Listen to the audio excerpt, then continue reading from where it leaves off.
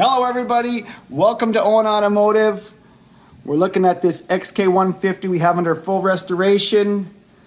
And today we're back on the Preservation E-Type, the 1962 fixed dead in behind there.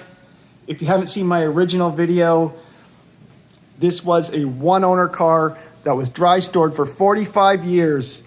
And it's amazingly original paint. The interior is just a dream.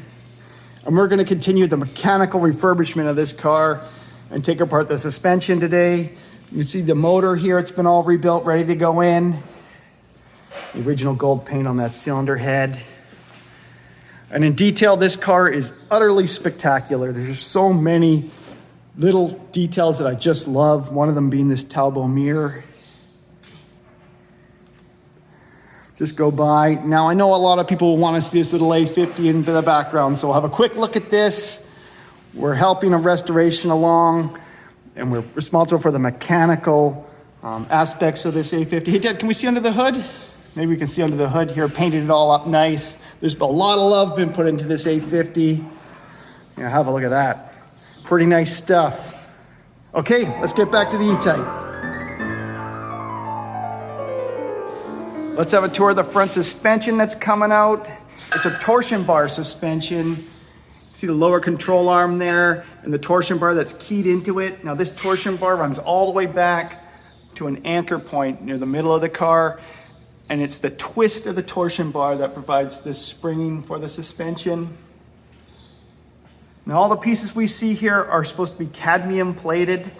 They're high strength steel with a cadmium finish. Still see some of the original cadmium there. It was hiding underneath that caliper bolt. And that's what we'll do. We'll refresh these all back to original. Now somebody had an aerosol can under here at some point, and they were painting the suspension black. Yeah, I see this a lot of time on the front of the E-Types where people just want to cosmetically refresh these cars and they take rattle cans and go crazy. You can see some of the overspray there on the picture frame. So I don't think any of that black finishes we're seeing here are original. And one last thing I'd like to say here is that near the motor mount here, this is where these engine subframes always crack. So it's always a good idea to have a look. See, I cleaned off that area and make sure there's no cracks at the engine mounts for these engine subframes. Otherwise it can be quite terminal. You can see the bushing here. These rubber bushings, those will be renewed, of course. Okay, let's rip it apart.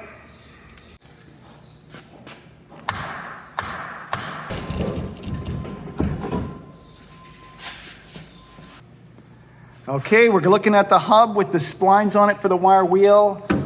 Definitely gonna clean those up. I think this is gonna be reusable. It's kind of hard to show on camera, but when they get worn out, they get worn out on one side and have a peak on them. These ones look really good. Now the hub's put on with some pretty special looking nuts here. Some special lock nuts, and the rotor itself, seen better days. Gonna need a new rotor. Now I have a slotted hub nut to take out here. Got to get that cotter pin out of there, then we can slide this whole assembly off. Okay, I got that slotted nut out of there, and that'll let me withdraw the whole hub and rotor unit. And we're going to reveal the stub axle and a few wheel bearings. Oh, look at that. Okay, let's have a look at this stub axle. Something on there. Uh-oh. Not looking good here. Gonna have to look close at what's going on. Okay, next up I want to deal with the ball joints. There's two up at the top there, one here for the steering and one for the upper and lower control arms. What's interesting is that the seal here, it looks like it's a black rubber seal. And this ball joint at the top, oddly enough, has a grease fitting on the side, a very early production detail. How cool is that? Okay, let's get these things off. Okay, let's start with the upper ball joint. I've already released the nut up here. Let me see if a light tap will take it off.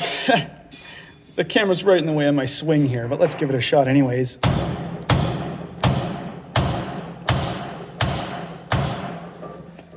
Okay, it's on there. Hopefully we have this ball joint spreader here. So let's get that in there. Okay, full send.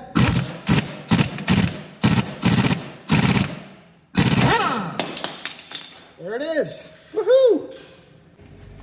Okay, with the top two ball joints popped, get that nut out of the way. Now I really have access to this bottom ball joint. Blocking the view.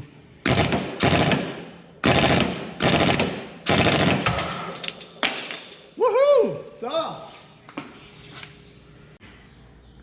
Okay, here's both the uprights off the car. These stub axles have to get pressed out. Usually I send them to the machine shop to do that because they take a lot of force. And one thing I'll note here is that I labeled them left and left, right and right, because these ball joint caps have to go on the right side. Tokyo Olympics sponsor. Right? That's good. All right, we're back here at Jetstream. This is Jason, everybody. He painted the 150. We're gonna press out these stub axles on this big 40 ton. Boom, boom. Let's do it. Right? 50 ton. Wow, look at the jewelry in here. Healy, AC Ace. Looking good.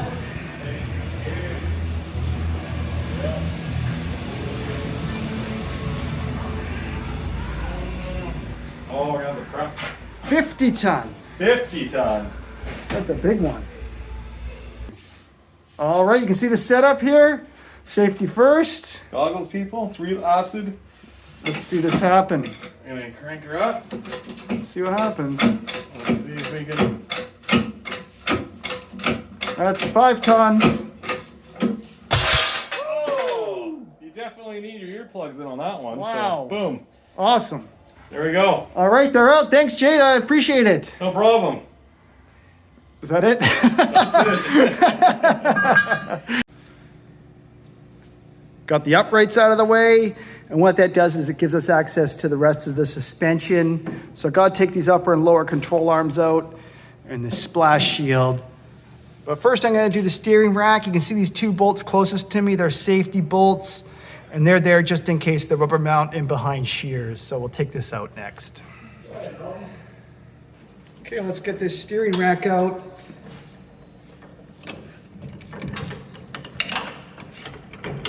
What's the column?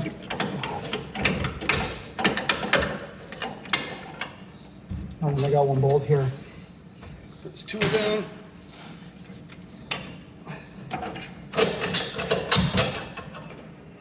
That 1 long bolt. Then come my way, I guess. It's out! Woohoo!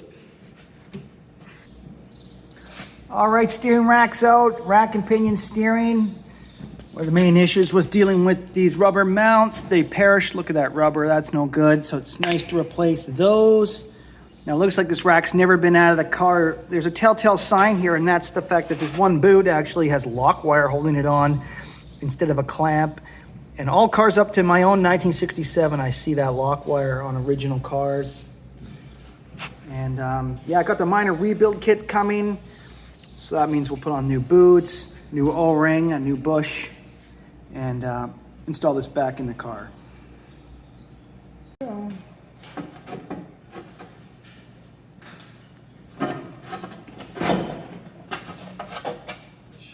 So,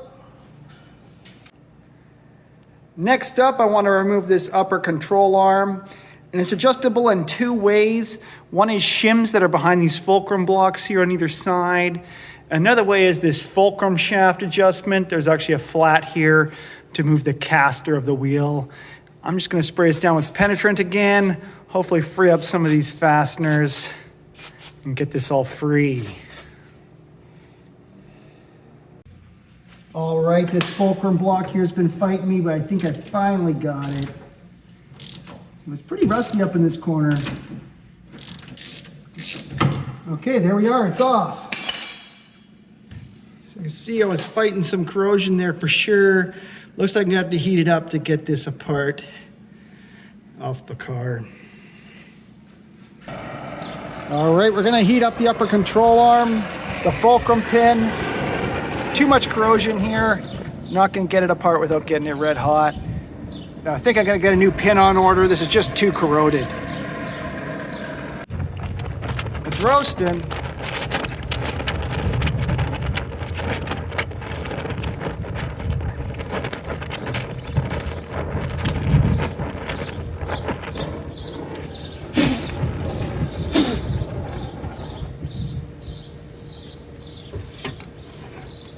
Okay, good.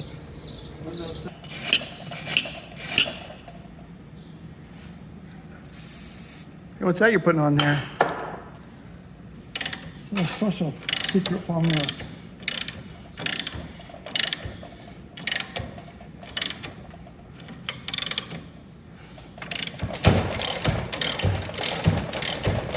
Wow, that's a lot of casters, Dad. It's really adjusted, isn't it?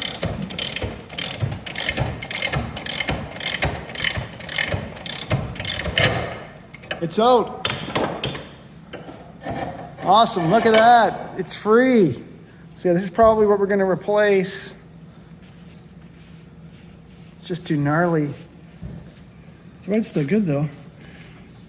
Still serviceable. It's just not pretty. In a pinch, in a pinch. It's not beautiful. And the control arm is now nearly ready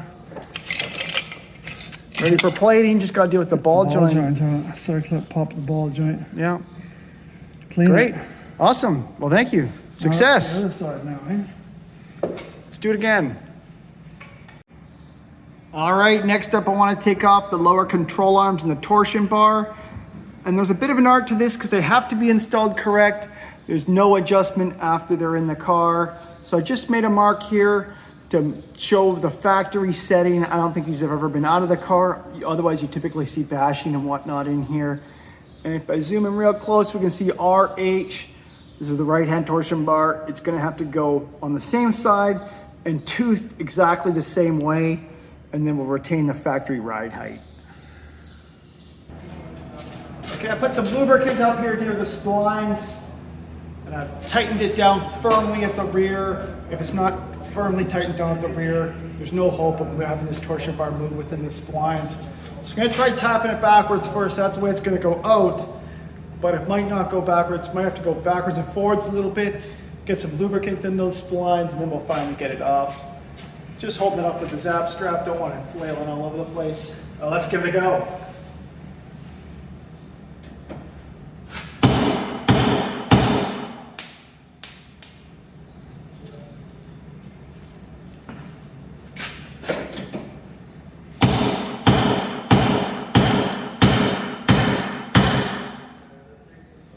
Okay, it's moving. Awesome. I'll bring you guys in a little closer. Full send. Woohoo! Okay, let's take this lower control arm out. It'll come out with both the two front and rear fulcrums. There we are. Okay, just cleaning up the firewall. And I see previously that somebody was painting some black paint. This is pretty typical in the heater box. Just get the spray bomb out and spray it down. Don't even mask it off. And we can see the residuals of this. There's a bit of overspray on the firewall. What I do is a very light cut polish on my small wheel here on my drill, and we'll just keep working this until it comes off. Now, some of these little peaks and dots that are original to the car might show up a little more, but I think it's worth it to get this overspray off.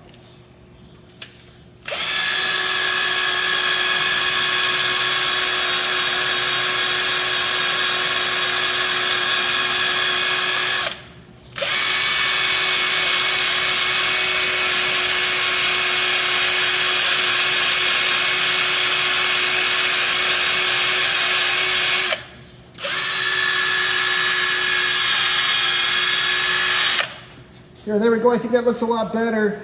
Just a tiny bit of that black paint left, and yeah, basically I can keep going on this firewall, and it'll renew all this area too and really clean it up nice. I'm just going to keep going along this firewall. Let's see how it goes. Look at that. Got nearly everything out of this engine bay. Even took out the hood hinges. We're going to refinish those and get everything that we took out looking absolutely top notch mechanically and cosmetically, and really put them back in this engine bay all cleaned up and kind of contrast it with the original paint. I think it's gonna be a great contrast. What does everybody think? Now along the way here, I've noticed lots and lots of super cool, unique details. I just wanted to go over some of them with everybody right now. Guess we'll start right here where the hood pin closes. I didn't want to take this off because this has original paint on it. It's kind of hard to tell, but it definitely has the original metallic gray on there, and I can't reproduce that, so I kept these right where they were, those Lynn Reed bolts. And there's definitely been a bit of touch-up going on here and there as well. If you look up here at the picture frame, I'm not sure. I think that's touch-up paint. It looks like it went on before the engine subframe went on. I'm not sure, so that's some kind of factory process. Another thing I noticed too is there's no paint. I don't know, it's hard to see there, but they didn't actually get paint all the way on the inside here. It's just gray. This is the original seal. It's still working. It's definitely weathered, but I'm gonna leave it on there for now. It's doing its job. Now, I showed everybody a shot of me cleaning up this firewall. It's cleaning up really nice. Super happy with this. And I'm gonna keep going on the other side. I still have to do the other side yet. Just going up, this is where the brake box sits.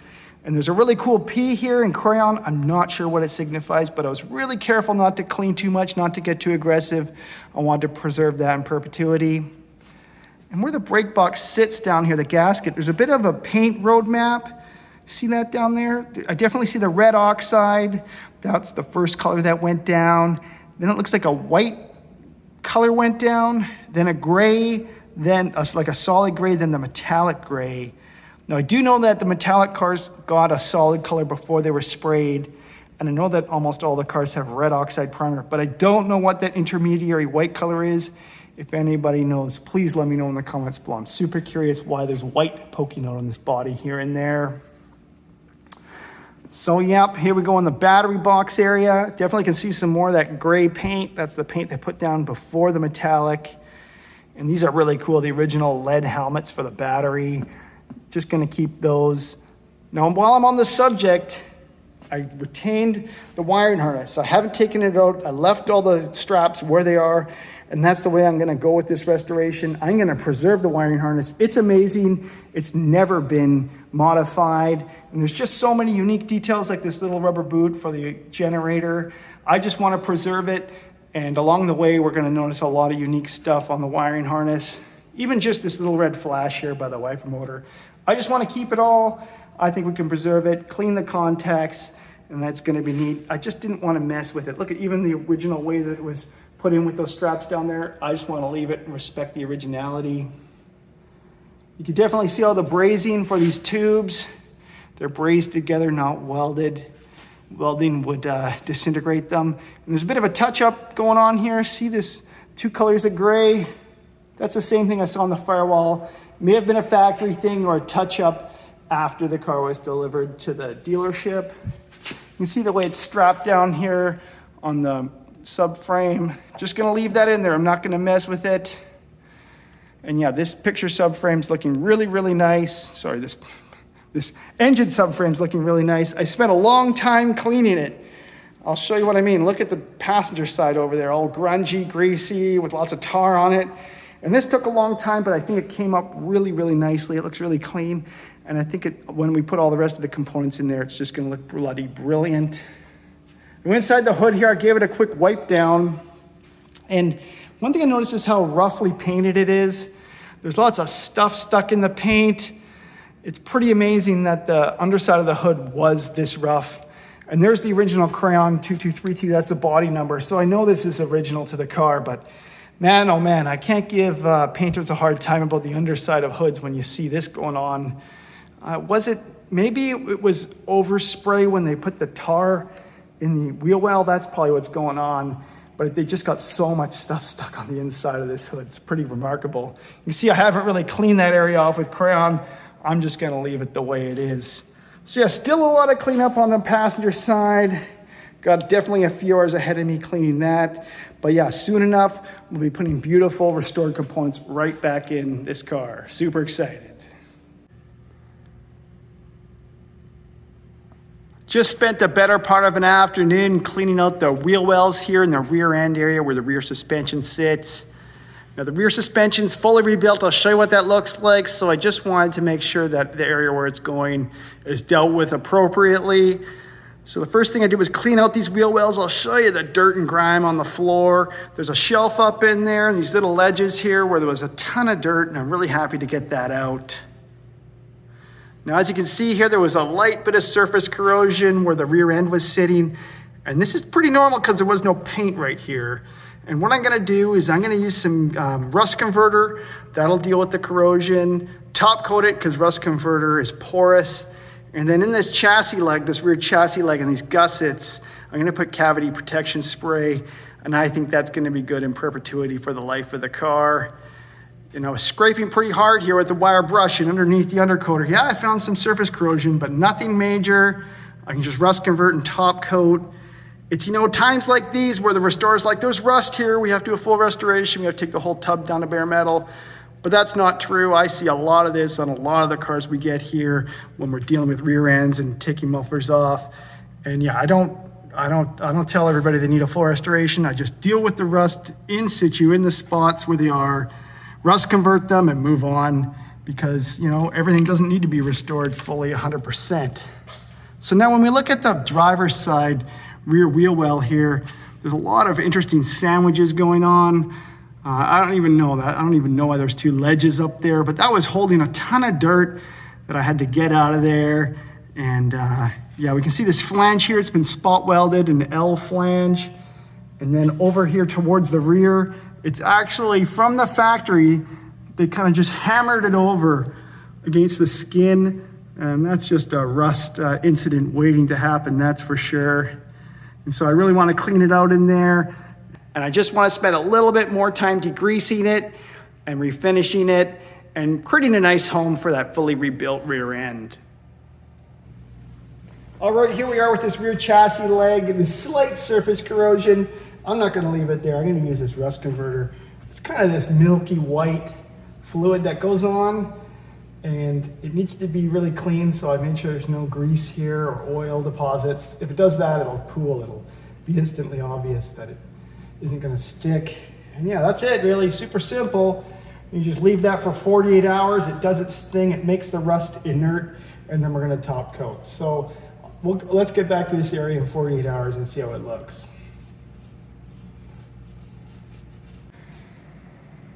"48 hours later, we can see the rust converter's done its job. It's kind of dried a dark black, and now this will need to be top coated, and I'm gonna put a rubberized, texturized undercoat on here to kind of get that factory look. And if you look up in the wheel well and the lip, I definitely put some up in here. There was nothing up here from the factory, so it'll be nice to protect these areas as well. Got a load of parts here in the back of the E-Type, fresh from sandblasting.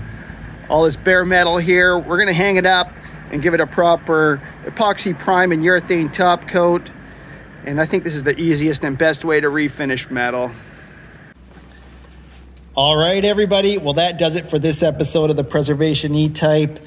Hung up those parts on my cart and painted them all a nice shiny black paint. And I'm kind of happy I only painted just these few parts because restoration creep is real. My friend Steve Sunshine said when you start restoring these cars, it's like pulling a thread out of a sweater and it just unravels completely. So yeah, this is a really interesting exercise, trying to hold restraint and not refinish everything. But yeah, these few parts here on this rack I had to refinish.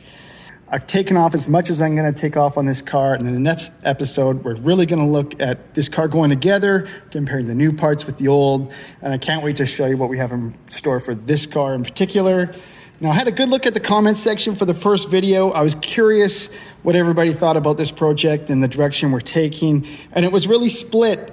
There were 49 people that thought I shouldn't touch the car, keep it preserved, don't paint it, and that was 54% of the total votes. You can call them votes. 10%, 9 votes said paint just some of the car, so probably just the hood and the door that was repainted. And then I had 32 votes, or 35% for a full restoration. So really I have a split audience here, and that's cool. But what I'm gonna do with this car is I'm going with the majority of the votes. Cosmetically, on the outside of this car, we're gonna change nothing. I know in the first video I said we were gonna restore some of the bumpers because they were looking kind of corroded. But now I kind of realize that those are some of the telltale signs, the old rubber and all that it's an original car. And so what I want to do is preserve the absolute original outside finish, and then any mechanical part that goes into this car is going to look like it's rebuilt and rebuilt and refinished. I think that's a good way to go. All right, well, that does it for this video. Thanks for watching, everybody. As always, if you have any tips, tricks, comments, or trade secrets, I'd love to hear from you in the comments below. All right, thanks for watching. See you later. Bye-bye.